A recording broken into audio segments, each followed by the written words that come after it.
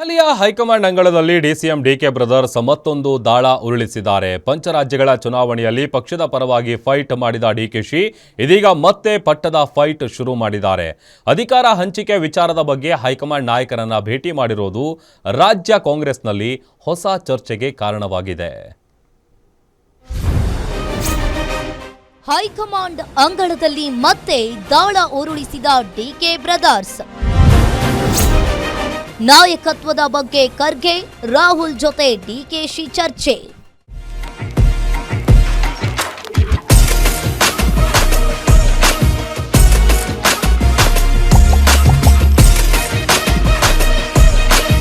ರಾಜ್ಯ ಕಾಂಗ್ರೆಸ್ ಸರ್ಕಾರ ಅಧಿಕಾರಕ್ಕೆ ಬಂದು 3 ವರ್ಷವಾಗ್ತಾ ಇದೆ. ಸಿಎಂ ಸಿದ್ದರಾಮಯ್ಯ ದಾಖಲೆಯ ಮುಖ್ಯಮಂತ್ರಿಯಾಗಿ ಸರ್ಕಾರವನ್ನ ಮುನ್ನಡೆಸ್ತಾ ಇದ್ದಾರೆ. ಆದರೆ ಕಳೆದೊಂದು ವರ್ಷದಿಂದಲೂ ತೀವ್ರ ಚರ್ಚೆಯಾಗ್ತಾ ಇದ್ದ ನಾಯಕತ್ವ ಬದಲಾವಣೆ ವಿಚಾರ ಇದೀಗ ಮತ್ತೆ ಮುನ್ನೆಲೆಗೆ ಬಂದಿದೆ. ಪಂಚರಾಜ್ಯಗಳ ಚುನಾವಣೆ ಫಲಿತಾಂಶದ ಬಳಿಕ ಅಧಿಕಾರ ಹಂಚಿಕೆ ಬಗ್ಗೆ ನಿರ್ಧಾರವನ್ನ ಕೈಗೊಳ್ಳುವ ಕಾಂಗ್ರೆಸ್ ಹೈಕಮಾಂಡ್ ಪ್ಲಾನ್ ಮಾಡಲು ಮುಂದಾದ ಬೆನ್ನಲ್ಲೇ ಡಿಕೆ ಬ್ರದರ್ಸ್ ಹೊಸ ದಾಳವನ್ನ ಉರುಳಿಸಿದ್ದಾರೆ.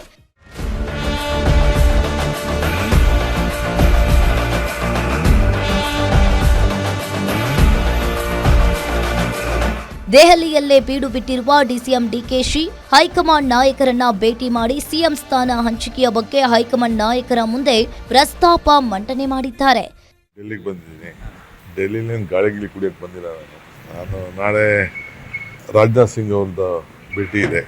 ನಾನು ನಮ್ಮ ಆಫೀಸರ್ಸ್ ಎಲ್ಲ ಭಾಳ ಹಿಂದೆನೇ ಟೈಮ್ ಕೇಳಿದ್ದು, ಅವ್ರು ನಾಳೆ ಕೊಟ್ಟಿದ್ದಾರೆ. 11:15ಗೆ ಇವ್ರು ಭೇಟಿ ಮಾಡ್ತೀನಿ ರಾಜನಾಥ್ ಸಿಂಗ್ನ. ಪಕ್ಷದ್ದು ಖಂಡಿತ ನಾನೇನು ಇಲ್ಲ ಅಂತ ನಾ ಹೇಳಕ್ಕಾಗಲ್ಲ. ಕಳೆದ ಕೆಲ ತಿಂಗಳುಗಳಿಂದ ಸಿಎಂ ಸ್ಥಾನದ ವಿಚಾರದಲ್ಲಿ ಸೈಲೆಂಟ್ ಆಗಿದ್ದ ಡಿಕೆಶಿ ಹೈಕಮಾಂಡ್ ಸೂಚನೆಯ ಮೇರೆಗೆ ಪಂಚರಾಜ್ಯಗಳ ಚುನಾವಣೆಯ ಜವಾಬ್ದಾರಿಯನ್ನ ವಹಿಸಿಕೊಂಡಿದ್ರು. ಅಸ್ಸಾಂ, ಕೇರಳ, ತಮಿಳುನಾಡು ಚುನಾವಣೆಯ ಉಸ್ತುವಾರಿ ವಹಿಸಿಕೊಂಡು ಪಕ್ಷದ ಗೆಲುವಿಗೆ ಭರ್ಜರಿಯಾಗಿ ಪ್ರಚಾರವನ್ನ ನಡೆಸಿದ್ರು.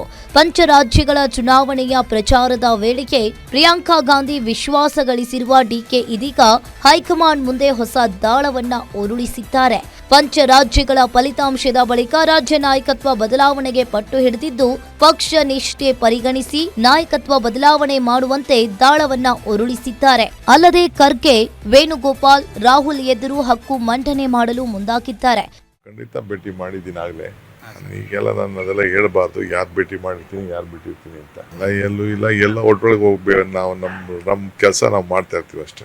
ಅದನ್ನೆಲ್ಲ ನಾನು ಡಿಸ್ಕ್ಲೋಸ್ ಮಾಡೋಕ್ಕಾಗಲ್ಲ. ಖಂಡಿತ ಎಲೆಕ್ಷನ್ ಮಾಡಲೇಬೇಕಲ್ಲ, ವರದಿ ಇತ್ತ ಹೇಳಲೇಬೇಕು. ಕರ್ನಾಟಕದೇನು ನಾನೇನು ಅಷ್ಟು ಅದೆಲ್ಲ ಮಾಡೋರು ಮಾಡ್ತಾರೆ. ಬೇರೆದೆಲ್ಲ ತಮಿಳ್ನಾಡಿಗೆ ಹೋಗಿದ್ದೆ, ಕೇರಳಕ್ಕೆ ಹೋಗಿದ್ದೆ, ಅಸ್ಸಾಂಗೆ ಹೋಗಿದ್ದೆ. ಎಲ್ಲ ಇದ್ಮೇಲೆ ಏನೇನಾಗಿದೆ ಎಲ್ಲ ವರದಿ ತಿಳಿಸ್ಬೇಕಲ್ಲ. ನನ್ನ ಜವಾಬ್ದಾರಿನಿತ್ತು. ಪಾಪ ನನಗೆ ಪಕ್ಷ ಅಸ್ಸಾಂಗೆ ಕ್ಯಾಂಪೇನ್ ಮಾಡಿದ್ರು, ತಮಿಳ್ನಾಡಲ್ಲಿ ಮಾಡಿದ್ರು, ಕೇರಳಲ್ಲಿ ಮಾಡಿದ್ರು. ಎಲ್ಲ ಕಡೆನೂ ಸುತ್ತಿದ್ದೀನಿ. ನಾನು ಕರ್ನಾಟಕ ಮಾಡಲೇಬೇಕು ಬಿಡಿ, ನನ್ನ duty as A party president, as A deputy chief minister ಮಾಡಲೇಬೇಕು. ಎಲ್ಲ ಕಡೆನೂ ಹೋಗಿ ಬಂದಿದ್ದೀನಿ. ಒಟ್ನಲ್ಲಿ ಮೇ 10ರೊಳಗೆ ಕಾಂಗ್ರೆಸ್ ಹೈಕಮಾಂಡ್ ಅಧಿಕಾರ ಹಂಚಿಕೆ ಬಗ್ಗೆ ನಿರ್ಧಾರವನ್ನ ಕೈಗೊಳ್ಳುವ ಸಾಧ್ಯತೆ ದಟ್ಟವಾಗಿರುವುದರಿಂದ ರಾಜ್ಯ ಕಾಂಗ್ರೆಸ್ನಲ್ಲೀಗ ಹೊಸ ಚಟುವಟಿಕೆಗಳು ಗರಿಗೆದಿರುವುದು ಮಾತ್ರ ಸುಳ್ಳಲ್ಲ. ವೀರೇಶ್ ದಾನಿ, political bureau, guarantee news, Bengaluru.